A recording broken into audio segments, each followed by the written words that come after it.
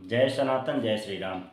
मित्रों, अब मैं अपने महाकाव्य नवराम गाथा के 12वें खंड अर्थात अब संभाषण खंड के प्रथम भाग का वाचन करूंगा। संभाषण खंड में कुल मिलाकर 223 चौपदियाँ हैं। प्रथम भाग में 136 तक का वाचन होगा और द्वितीय भाग में 137 से लेकर के 223 तक का वाचन होगा। संभाषण खंड में ये है कि राम जी जब अपनी माता श्री को समझा करके जाते हैं, वो कह देते हैं कि वन को जाओ, तो सीता जी के पास जाते हैं। अब सीता जी से जो वार्तालाप होती है और इसी क्रम में लक्ष्मण जी से जो वार्तालाप होती है उसको मैंने संभाषण खंड में डाल रखा है। तो चलिए अब इसका वाचन करते हैं। कौशल्या को धैर्य बंधाकर अनुज लखन का क्रोध घटाकर चले राम अब मातृ सदन से मंद पग गति भारी मन से। मन में सोच रहे हैं राम माता से क्यों विधि है वाम। मम वियोग वह कैसे सहेंगी, वर्ष चतुर्दश कैसे रहेंगी। मैंने तो निज व्यथा छिपाकर माता श्री को समझाया है। मैं मेरा मन समझ रहे हैं, श्याम व्योम सम दुख पाया है। जब तक मैं बालक था माँ ने दी मुझको बट वृक्ष सिछाया। 2 दशकों तक पोषित करके माँ ने मुझे समर्थ बनाया। जीवन के इस चतुर्भाग में जब उनको मेरा साथ चाहिए, शिथिल गात माता श्री को जब निज प्रिय सुत का हाथ चाहिए। वह समर्थ सुत देखो न अब दंडक को प्रस्थान कर रहा। वृद्ध मात के कोमल मन पर सुत वियोग पाषाण धर रहा। परमाता का हृदय तो देखो सर्व कष्ट सहने को तत्पर। दर्पण समय हुआ है खंडित पर अब भी है धर्म के पथ पर। इधर हृदय में द्वंद्व चल रहा, उधर राम पग मंद चल रहा। आप पहुँचे सिय भवन द्वार पर हुए प्रवेश मनोभाव छिपाकर। रहता है मन तन के भीतर किंतु नियंत्रण रखता तन पर। यह मन अपनी भाव भंगिमा सदा आरोपित करता तन पर। यही दशा है राम वदन की, मन का तन पर हुआ आरोपण। लाख छिपाए हृदय व्यथा को पर प्रतिबिंबित है आनन पर। सीता ने अब सम्मुख होकर प्रश्न किया निज प्राणनाथ से, यह कैसी है भाव भंगिमा जैसे कुछ छिन गया आपसे। नाथ आज तो पुष्य नखत है और लगन में बृहस्पति है। युव अभिषेक है होने वाला, फिर आनन पर दुख क्यों पाला। आनंद मुख एक बात मुझे दुख पहुँचाए, एक बात मुझे दुख पहुँचाए। नाथ आप बिन छत्र क्यों आए। भगवान जी ने मना कर दिया था, छत्र धारे को छत्र अब लेके जाइए, मुझे इसकी आवश्यकता नहीं है। एक बात मुझे दुख पहुँचाए, नाथ आप बिन छत्र क्यों आए। अब भावी युवराज आप हैं, छत्र चमर क्यों त्याग कर आए। कहे राम हे जनक नंदनी, छत्र चमर से मुझे क्या लेना। आज विषम क्षण आ पहुँचा है, वांछित वही संदेशा देना। हे वैदेही अब निज मन को थोड़ा सा बलवान बना लो। वह मारक संदेश है मेरा, निज मन को पाषाण बना लो। इसी नखत और लग्न मुहूर्त में अब मुझको बन जाना होगा। हे वैदेही धैर्य धरो तुम, मुझे 14 वर्ष बिताना होगा। भरत अवध युवराज बनेगा, वह जनहित के काज करेगा। पुरजन परिजन और सुजन के संवर्धन के उपाय करेगा। वैदेही मानो मेरा कहना, सास ससुर संग तुम्हें ही रहना। यदि उनको मेरी स्मृति आए, उनको मनस ताप तुम हरना। यह सुन सीता हुई सभीता, यह क्षण मनवंतर सा बीता। मनवंतर वर्षों युगों को नापने की एक इकाई है प्राचीन हिंदू पौराणिक परंपरा की। इस समय मैं भी नहीं बता सकता कि एक मनवंतर में कितने वर्ष होते हैं। यह सुन सीता हुई सभीता, यह क्षण मनवंतर सा बीता। कांप गया वैदेही तन मन, कोमल पीपल गात पात सरीखा। पीपल के पत्ते की भांति बोली, यह सब हो गया कैसे, किसने शुभ को अशुभ बनाया।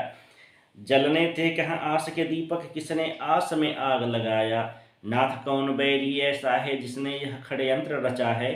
काया से हर लिया प्राण को, प्राणहीन तन शेष बचा है। नाथ आपके साथ अवध में क्यों रौ अन्याय हो रहा। यह कैसा क्षण आज आ गया, यहाँ मत्स्य वन न्याय हो रहा। होकर अति सामर्थ्यवान यूं मौन गमन कर जाएंगे। निज भुजबल पौरुष पहचाने, वे निज प्रभाव दिखलाएंगे। सुनकर यह बातें सीता के पुरुषोत्तम बोले, शांत करो कठिनाई से पथ पर आया, अब मत मुझको दिग्भ्रांत करो। मैं किसको पौरुष दिखला दूं, निज माता पिता या भ्राता को। मैं किसको दमित समित कर दूं, निज आश्रित को या त्राता को। बस 14 वर्षों हेतु मुझे बन के आवास में रहना है। मेरे तात रहे मुझ पर गर्वित, मुझे थोड़ा सा दुख सहना है। बस थोड़े से कष्ट हेतु क्यों लोग मुझे उकसाते हैं।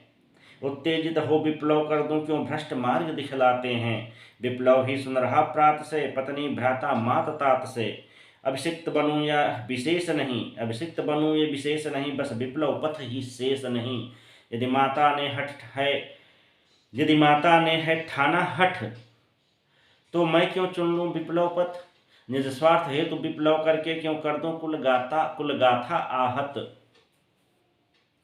क्यों विप्लव कर स्वच्छंद बनूं, निज पितु वचनों को भंग करूं। उत्तम होगा मैं बन जाऊं, निज मातृभूमि निर्द्वंद करूं। तुम सुन लो बात मेरी, सीते जाते हैं सब जग से रीते खाली हाथ। साम दाम या दंड भेद से हो चाहे जिसने जग जीते। मेरा बन जाना अब अटल रहा, मेरा बन जाना अब अटल रहा। अब इस पर नहीं विमर्श करो, तुम रहो अवध में प्राण प्रिय। धीरज अब 14 वर्ष धरो, जब 14 वर्षों बाद प्रिय मैं पुनः अवध में आऊँगा। आशा ही नहीं विश्वास मुझे, तुम्हें पूर्ण वृत्तांत सुनाऊँगा। तुम रहो अवध में ऐसा सुन, वैदेही व्याकुल हो बैठी। नैनों से बह चली यमुन गंग, सीता जी धीरज खो बैठी। बोली हे रकुल कीर्तिमणि, दुविधा संग विपदा आन पड़ी।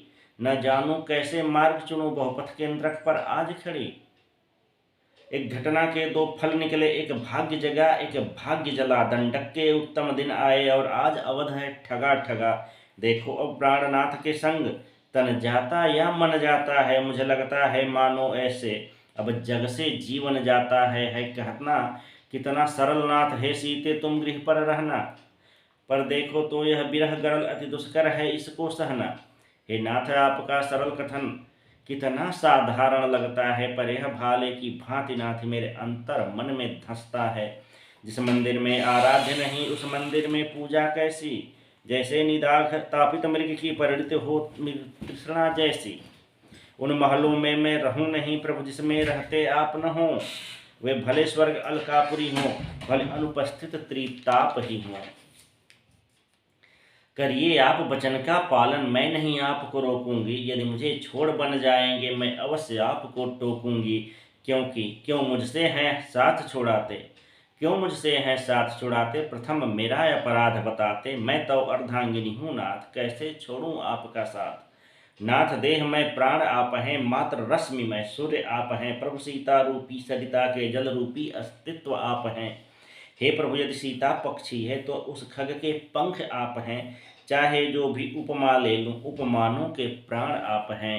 हे प्रभु नारी के जीवन में पति ही तो सब कुछ होता है। मातृपति के कारण ही तो यह जीवन कुसुमित होता है। नारी जीवन पुष्पवाटिका, संबंधी सब होते फूल। नारी का पति माली ही तो होता उपवन जीवन मूल। बिन माली के पुष्पवाटिका होगी कैसी आप बताएं। बिना पति नारी का जीवन होगा कैसे आप बताएं।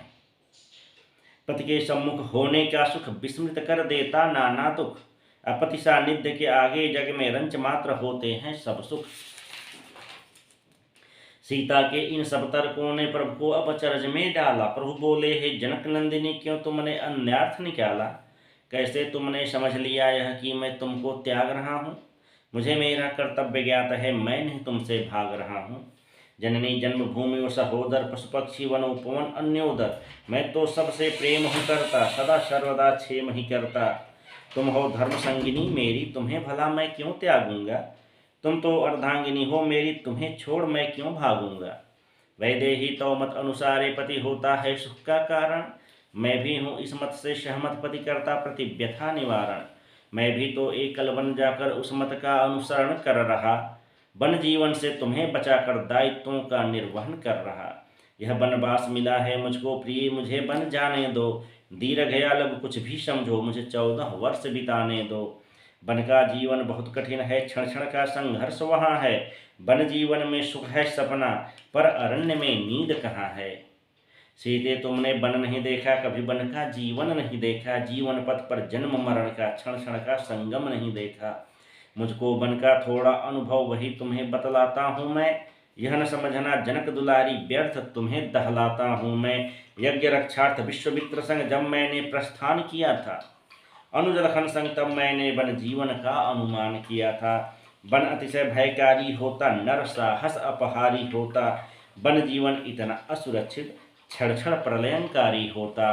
वन का जीवन ऐसा सीते, बल ही भाग्य विधाता है। अब वन का न्याय यही है सीता, अति बल निर्बल को खाता है।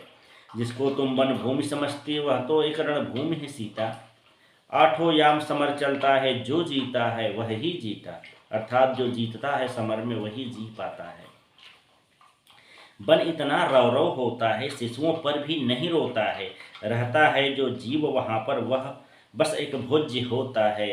वन में जो हिंसक होते हैं वे अतिशय भय फैलाते हैं। प्राणी हिंसक जो होते बस कातर स्वर चिल्लाते हैं। वैदेही वन में दुर्बलता सबल हेतु एक अवसर होती। वैदेही वन में दुर्बलता सबल हेतु एक अवसर होती। मृग शावक को व्याघ्र है खाता, भले मृगी ही तोड़ कर रोती। जैसे जैसे बढ़ी सघनता, वन में बढ़ती है निर्जनता। असघन वनों में हे प्रिय सीते, होती है निर्मम निर्ममता। वन के इस दारुण प्रांगण में वही व्यक्ति ही रह सकता है जिसका मन इस वन के न्याय को प्रस्तर और वन सह सकता है। और सियावन जीवों का भय यम की भांति सदा रहता है। वन का जीवन बहुत कठिन है, यह तो हृदय स्वयं कहता है। यह पंक्तियां 20 मार्च 2022 रविवार 4 बजे तक लिखी गई हैं। वन में दिन कुछ रोचक होता, किंतु रात्रि होती भयकारी। क्रूर निशा यम नर्तन होता, घटती घटना हाहाकारी। जाता है जब रवि अस्ताचल, निशाचरों की भोर है होती। दिन भर चलकर दिन सो जाता, किंतु निशा वन में नहीं सोती। सब रजनीचर घोर वनों में सकल निशा खेट हैं करते। वन में रहने वाले निर्बल काल रात्रि की भेंट हैं चढ़ते। हिंस पशु जब मृग भैंसों को निज आखेट बनाते हैं, ये निर्बल असहाय जीव बस कातर स्वर चिल्लाते हैं। नैनों में रातें कटती हैं, नैनों में ही उषा है आती। आंखों में ही दिन कटता है, आंखों में संध्या चली जाती। हे वैदेही ग्राम नगर में शयन बहुत सुखकारी होता। निर्भय होकर सोना सीते तन मन का हितकारी होता। किंतु प्रिय बन शयन बिंदु तो जीवन संग एक छल होता है। कभी कभी कोई ऐसा सोता जिसका नहीं कोई कल होता है, जिसका की नहीं कल होता है। वन उपवन में अंतर समझो, दोनों को तुम एक न मानो। दीप शिखा और दावा नल में प्रिय तुम ही अंतर पहचानो। उपवन होता मानो निर्मित, सभी दृश्य अनुकूल ही होते। किंतु वनों के दृश्य जानकी 59 प्रतिकूल ही होते। 59 अर्थात 99%। संस्कृत की गिनती है ये। वन होते हैं महाभयंकर, मिलते हैं जिसमें गिरिकंदर। अब महानदी और महापंख संग मिलते हैं नाना धरणीधर। वन के मार्ग अगम होते हैं, मानो तो यम सम होते हैं। महाशूल और कंकड़ पत्थर बाधक बनते हैं पग पग पर। वन में हरी घास के नीचे सीते कुछ भी हो सकता है। असूल सर्प वृश्चिक या अजगर जीवन में विष बो सकता है। घाटी से जो शिखर को देखो तो वह नर साहस हरता है, और शिखर से घाटी देखो तो वह मन में भय भरता है। पशुगर्जन तर्जन कोलाहल धीरज का धीरज हरते हैं। वन में रहने वाले बंचर वन में क्षण क्षण रण करते हैं। माना वन में सारिका सुखपिक की ध्वनि कानों को प्रिय लगती। सिंहनाद और गज सिंहार तो कानों में है भय ध्वनि भरती। कारणडव कपि जल कुक्कुट तो वैदेही अति प्रिय लगते हैं। मृग मयूर नाना पक्षीगण नरमन में अति सुख भरते हैं। किंतु सर्वचील गिद्धाते पक्षी तो यम सम होते हैं। जिस पक्षी पर दृष्टि डाल दें जीवन में बस तम होते हैं। वन में रहने वाला जीवन संकट से ही जल पाता है। कभी कभी तो नीर के पीछे कालग्रास वह बन जाता है। अर्थात पानी पीने जाता है तो घड़ियाल या मगरमच्छ उसको आखेट बना लेता है अपना। वन में त्रसित जीव जब सीते सरिता के तट पर जाता है। मकर मत्स्य और हिंस पशु बन काल वहाँ दौड़ा आता है। कभी कभी तो महापंख में जब कोई जीव पग धरता है, अब महापंख के मृत्यु कुंड में निमिष निमिष प्राणी धंसता है। वन जीवन में भोजन मिलना समझो हरि दर्शन सम होता। कभी कभी तो वन में जीवन मात्र नीर पीकर है सोता। यहाँ राजभवन का पलंग शयन, वहाँ सघन वनों में भूमि शयन। यहाँ पड़ते ही हों बंद नयन, वहाँ रात रात भर खुले नयन। वन के मायावी राक्षसगण मानवता के घोर शत्रु हैं। धन जन जीवन छीन है लेते, अति बर्बर दुस्साध 10 यूं हैं। हे सीते, पहाड़ का पानी सभी लोग नहीं सह सकते हैं। अनिस दिन जहाँ प्रलय संकट हो सभी लोग नहीं रह सकते हैं। राम जी कहते हैं कि पहाड़ का पानी बहुत लगता है। वाल्मीकि रामायण में कुछ ऐसा ही वर्णन है कि पहाड़ का पानी सबके लिए सुखकारी नहीं होता है।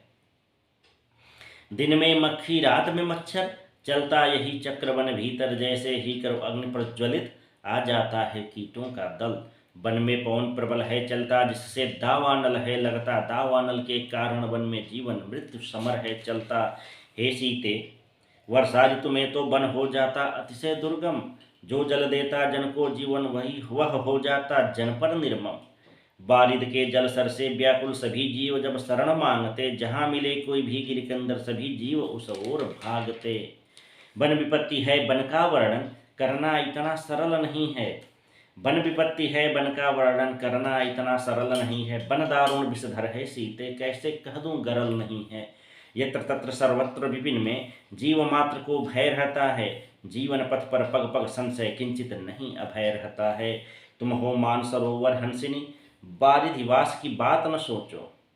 वारिधि समुद्र, तुम हो मान सरोवर हंसिनी, वारिधि वास की बात न सोचो। प्रिय अवध में वास करो तुम कानन की बात न सोचो। यदि तुम मेरे साथ चलोगी यह जग मुझको अपयस देगा, कष्ट उठाओ मेरे कारण सकल विश्व मुझे क्या न कहेगा।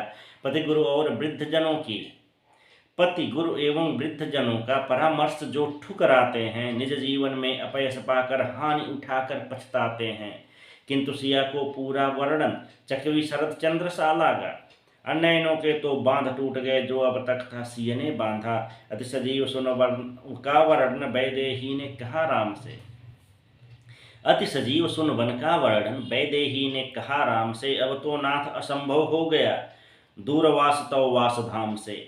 नाथ अभी तक मैंने वन को उपवन जैसा ही माना था, कोकिल सुख और भ्रमर हरित मातक ही वन को पहचाना था।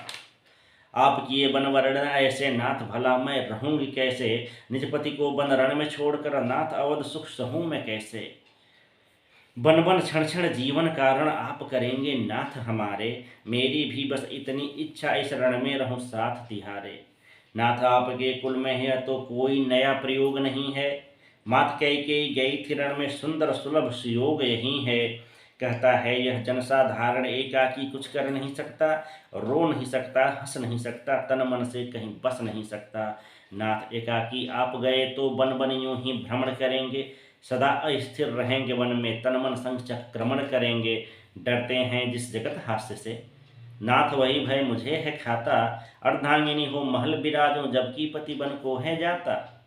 करें स्मरण सप्तपदी क्षण, दोनों ने क्या वचन दिए थे। पाणि ग्रहण पर हस्त पकड़कर सदा साथ क्या प्रण भी लिए थे। परिणय क्षण पर धान के लावे, हमको क्या संदेश है देते। तप्त बालू का पड़ने पर भी एक दूजे का साथ है देते। अर्धांगिनी का अर्थ नहीं यह मात सुखों में साथ निभाए, अर्धांगिनी वही होती है जो दुख को आधा कर जाए।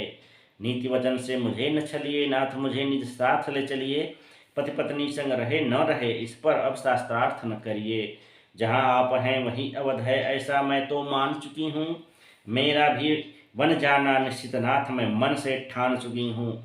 यह न समझे साथ आपके जाकर भार बढ़ाऊंगी मैं, जितना है सामर्थ्य हमारा उतना कष्ट घटाऊंगी मैं।